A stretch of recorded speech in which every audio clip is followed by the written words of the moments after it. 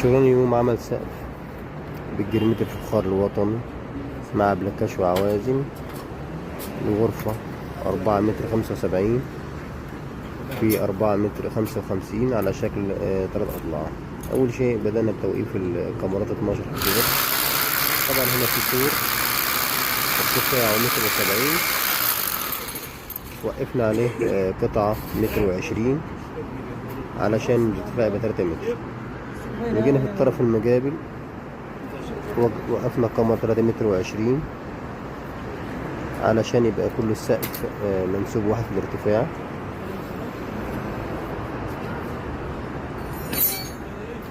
وبدأنا في لف العجال كاميرا 12 برضو حرف اتش.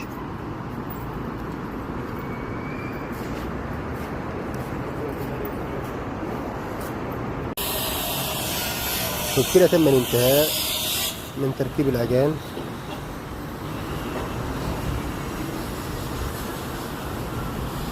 والآن هنبدأ بتركيب الكاميرات. الهيكل الأول الحديد بالنسبة للهرم.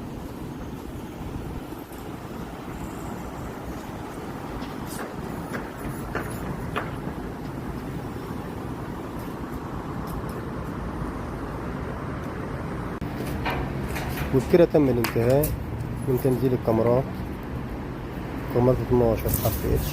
والآن بيتم تركيب تيوبات 30-60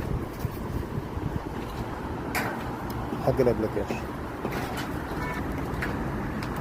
وطبعا هنا بنقص الجدار علشان نركب فيه الأبلكاش والعوازل ونقفل عليهم بالأسمنت، وبعدين نركب شريحة مرة تانية على الجدار.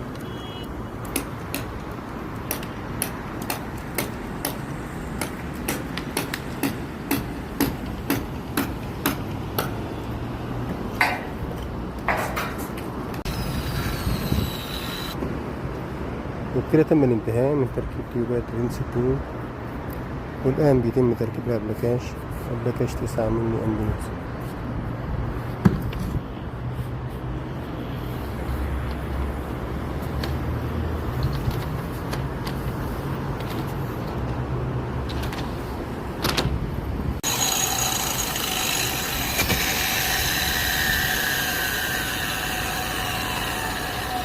وبكده تم الانتهاء من تركيب العازل المائي. والآن بيتم تركيب تيوبات 15 للجرميت.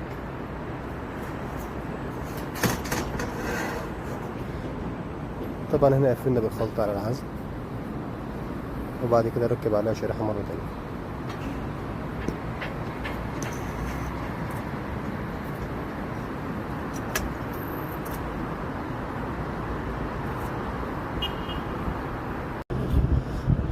وبكده تم الانتهاء من تركيب الشريحة في العزل على الجدار.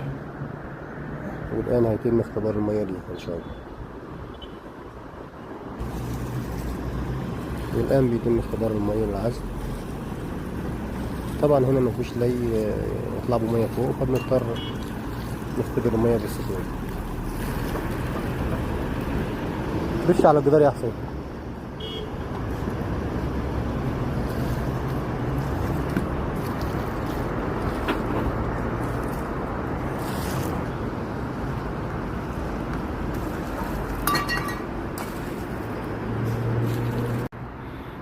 وهذا من الداخل بعد اختبار المية. طبعا لو في اي تهريب بيظهر على الجدار. طبعا صعب جدا يبقى في تهريب، لان انت بتبقى مدخل الابلكاش والعوازل داخل الجدار وقافل عليها بخلطة، وبعدين حاطط لها شريحة مرة تانية زائد امان.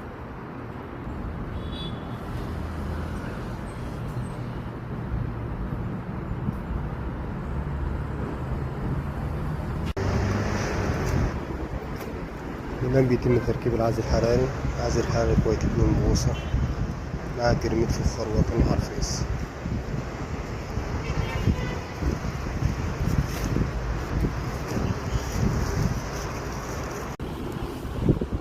وبكده تم الانتهاء من تركيب الجرميت. والآن بيتم تركيب الزوايا.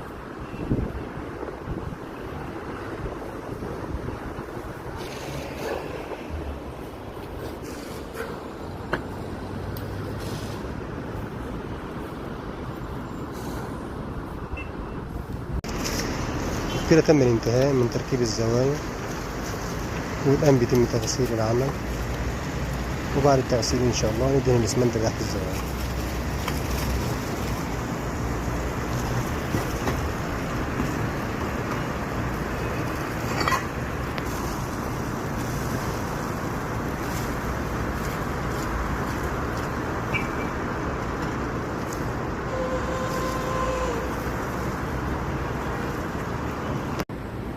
وبكده تم الانتهاء من دهان الخلطة تحت الزوايا بنفس لون الجرميد، والانتهاء من العمل.